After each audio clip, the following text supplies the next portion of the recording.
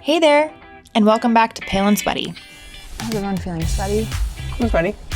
We're Kyle and Carrie Ann, two newlyweds who decided to pack up our things and head to Southeast Asia for a year before we fully commit to being adults. Ow. I'm sorry. Why are you wearing a hat? On this week's episode, we're kicking off the start of our trip in Shanghai, China. Join us as we explore the Jade Buddha Temple. That was so cool. Get lost in the former French Concession. We've been walking for like 3 hours. Experience one of the more unique ways to travel to the Bund. Wow! This is crazy! And more on this week's episode.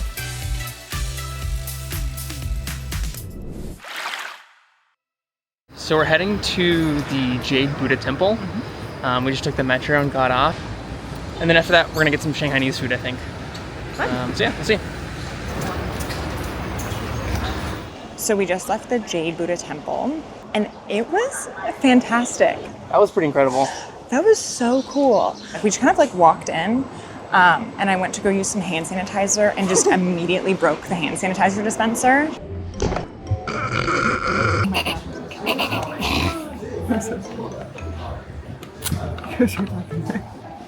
In this very quiet, sacred place. So I felt bad about that. Fixed it. Expectations were like, it was kind of going to be a tourist trap. And granted, there definitely were like gift shops and opportunities to spend money.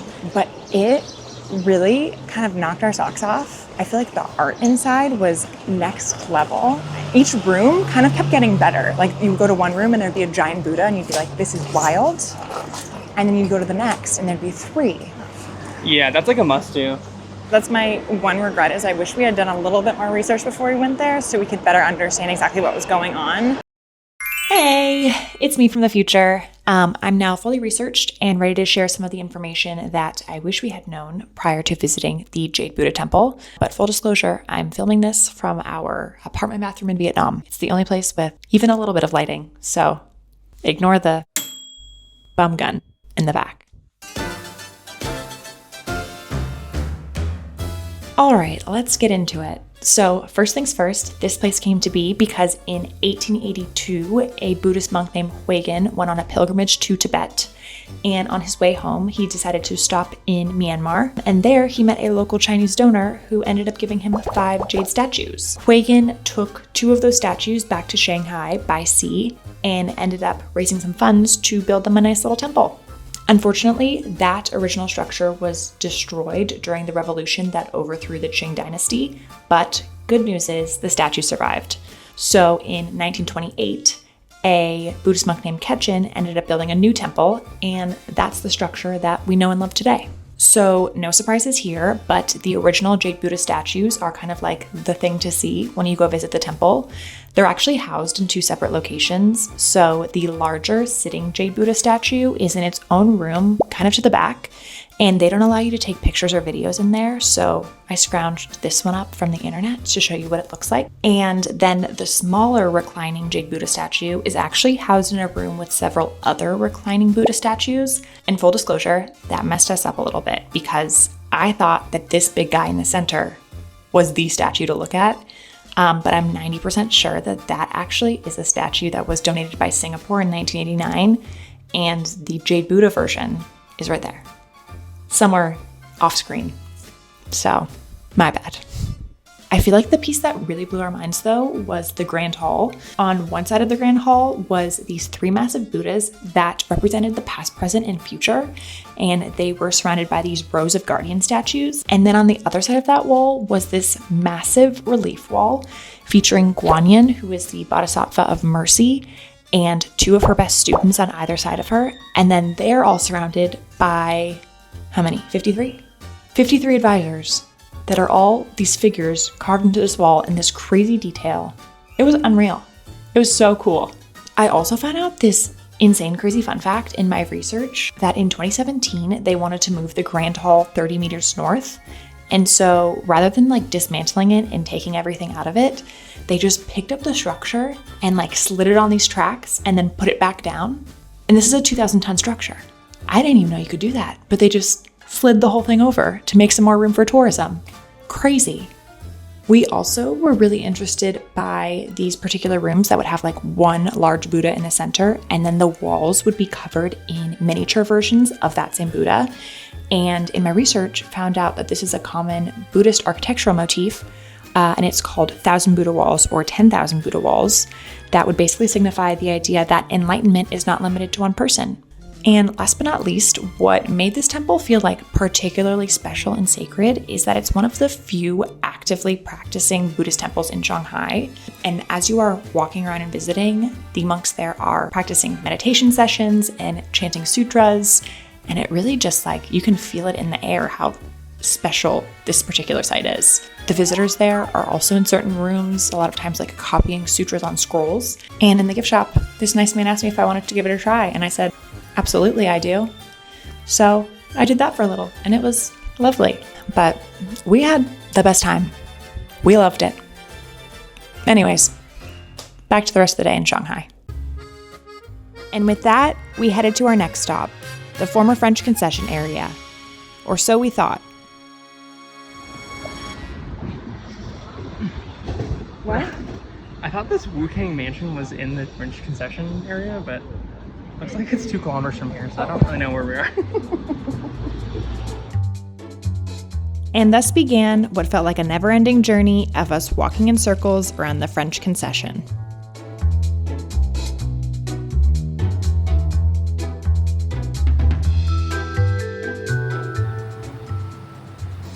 I just found out the restaurant I'm trying to go to is 2 kilometers from where we are right now, but I thought we were getting close to it.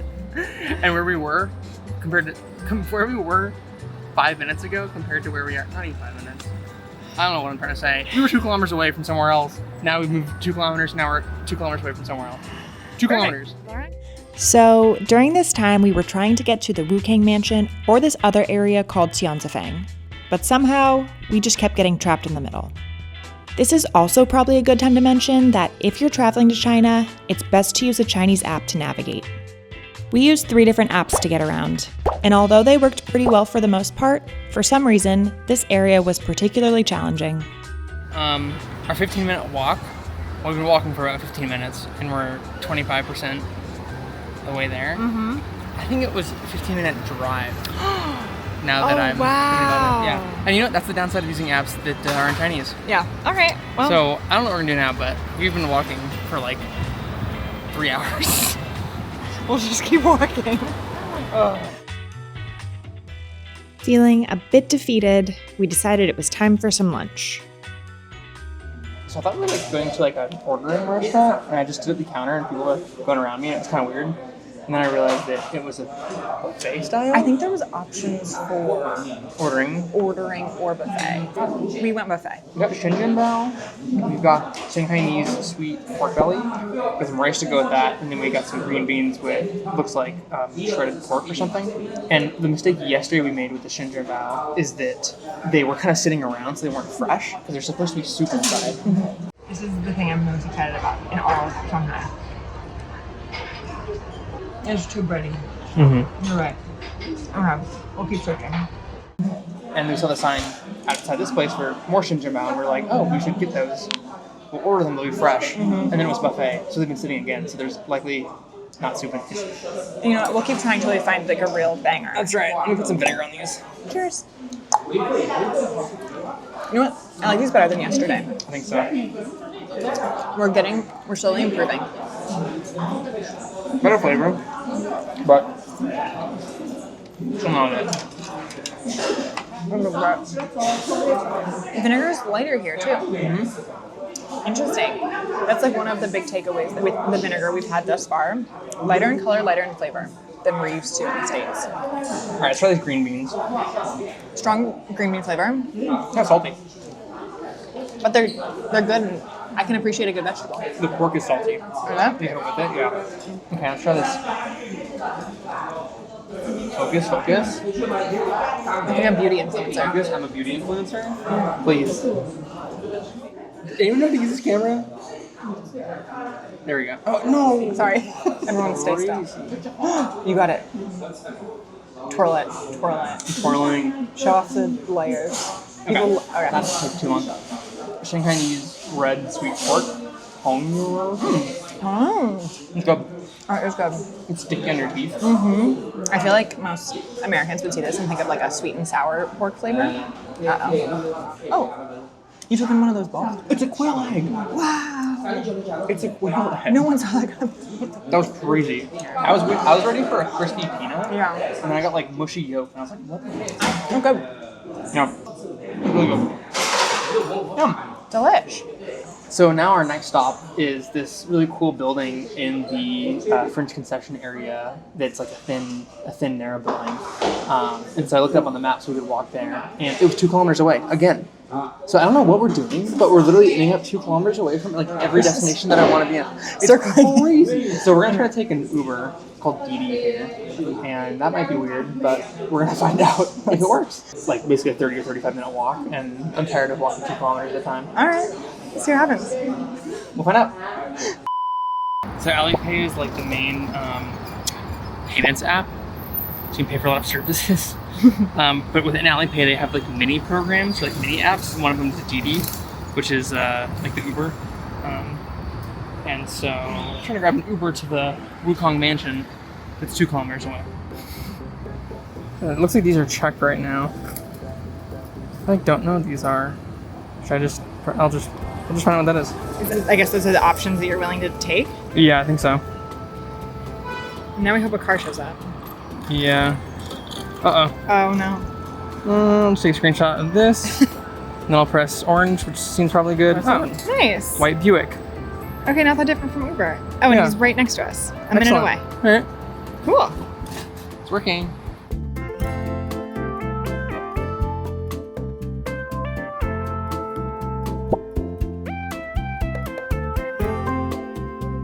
Shay. That's pretty good. Yeah, Easy peasy. that was great. So wait, what'd you try to ask him? I asked him if he spoke English, Oh. and he said no. And then he made zero attempt to speak to me at all after that. Didn't Yeah. even ask if I spoke Chinese, because my Chinese was so bad. He said, he "There's said no way." this guy does not speak Chinese. I think we're trying to cross the street here and go to the building that we're underneath, because it's famous. You gotta do everything famous, and then try to find a boba, because I'm twisty. All right, let's do it. Yeah. Bonjour. I hope that looked as sick as I think it will. Now is probably a good time for me to explain the French Concession area and why we wanted to spend some time exploring it. So in the mid-1800s, during the age of imperialism, foreign concessions became kind of a big deal in China, and it started with the British after their victory in the First Opium War. They initially introduced the concept of having treaty ports, and then that snowballed into creating a formal British concession area in 1845. And these areas were pretty much dedicated for foreign citizens to live, trade, and govern themselves with their own laws and their own police. It was kind of like colonialism, but like with a fun, bureaucratic twist. Then the French saw what the British were doing and said, wait, we want one too. So they decided to set up their own French concession in 1849. The area started small, but it eventually expanded to about 2,500 acres. What initially started as a segregated enclave became Shanghai's premier residential area, and by the 1920s, it was attracting Chinese and foreign elites who came in and built these beautiful grand mansions and tree-lined avenues. But of course, history didn't stand still, and when Japan invaded China in 1937, tens of thousands of refugees flooded these concessions looking for safety, and by 1943, under pressure of World War II, France officially relinquished their control. And with that, the era of concessions fizzled out. So today, much of the French concession architecture still stands. A lot of it has been converted into cafes and boutique hotels and fancy restaurants. One building that's still very famous to this day is the Wukang Mansion, which, to be honest, we were a little underwhelmed when we first saw it. More impressed by double happiness dessert and also teeny weeny. Across the street. Yeah. To be fair, we don't fully understand the significance of this building. I think it's just architectural. Really? I think so, yeah. I think it's like very European. I think people are like stoked on it. He's not like totally wrong, but there's a little bit more to it than that. So this building was designed by Laszlo Hudek and was completed in 1924. It was kind of a big deal because it was Shanghai's first veranda-style apartment building, which I believe is in reference to this like wrap-around porch area. The building was originally called the Normandie Apartments, and it was built to house senior Western executives. In 1942, a banker's daughter named Kung Ling Wei became its first Chinese owner, and soon after that, it kind of became a hotspot for Chinese movie stars to live. The building was renamed to the Wukang Mansion in 1953, and around the same time, it unfortunately earned the nickname of the diving board after a string of deaths off the building, and it's still rumored to be haunted to this day. More recently, in 2008, the Wukang Mansion was restored, and it's still a residential building today. It's often compared to the Flatiron Building in New York City. It's also a serious photo op spot. This was kind of our first exposure to this culture of taking full-on photo shoots in front of historical landmarks in China. And at first we were a little confused by it, but now I'm fully obsessed with it. And we'll talk about that some more in a future episode as well. Luckily for us, right next to the Wukang Mansion was the iconic milk tea chain, Chagee. I still don't know how to pronounce it, but we kept seeing them everywhere, so we knew we had to try it.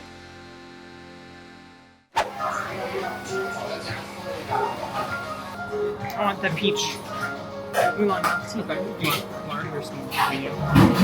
A medium if it's available, or like a small sign. I just threw away our number on accident, and I have no way to communicate once their number gets called that I actually purchased it. So that'll be interesting. Kyle, tell me about your strategy. You don't need any translation apps. You just need the calculator. You just show them the number, and hopefully that'll work. Our number just disappeared from the screen, and we haven't talked to anybody, but it's gone, and I have no proof that we had the number that was missing. My drink. Huh. It's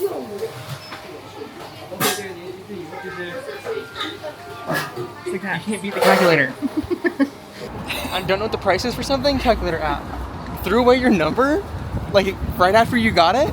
Calculator app. Sweet, that's so good. It's like milky and peachy. Yeah. It's like very light. It's like not like overly artificial tasting.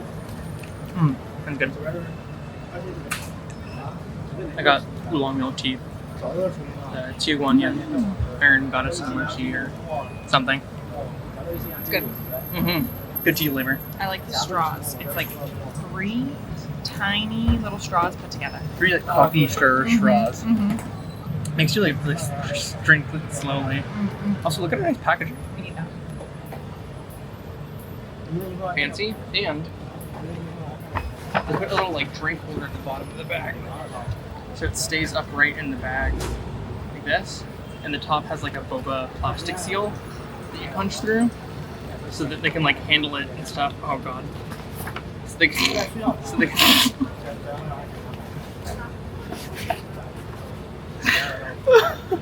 so that they can handle it. Cut it.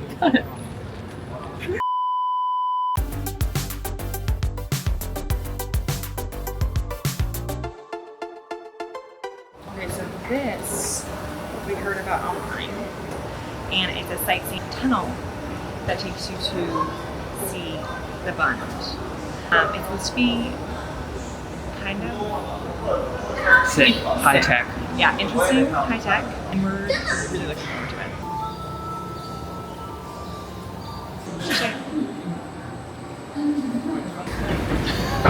I got started coming before doors even closed. She didn't wave goodbye to us. Oh yeah. Meteor shower. Wow! This is crazy! The neon shark on the ceiling. It's telling us facts about that we're underwater, but like the audio is not clear enough.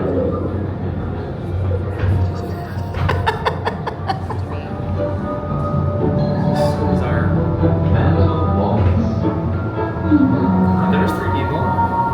That's a good sign.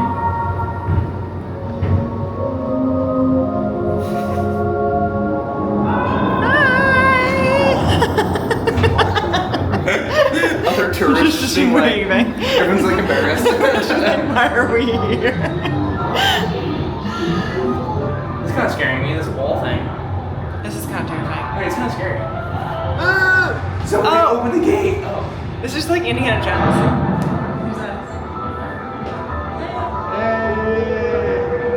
We're raving under the Shanghai Bund. No, is it almost over? That's it. She's so sad. She just started. I'm sad. Oh, and then she just immediately. You just ended them all. Okay, honest reviews. What'd you think? Honest reviews. Really glad to see it in person. Yeah. If you're pinching pennies, Don't say it. if you're pinching pennies, you still have to spend the money. For some context, the tunnel took us across the Huangpu River to the Bund. The Bund is a historical waterfront area with European-style buildings on one side and a view of Shanghai's futuristic skyline across the river. We came for the evening light show. Oh, is it starting? Oh yeah. Ha!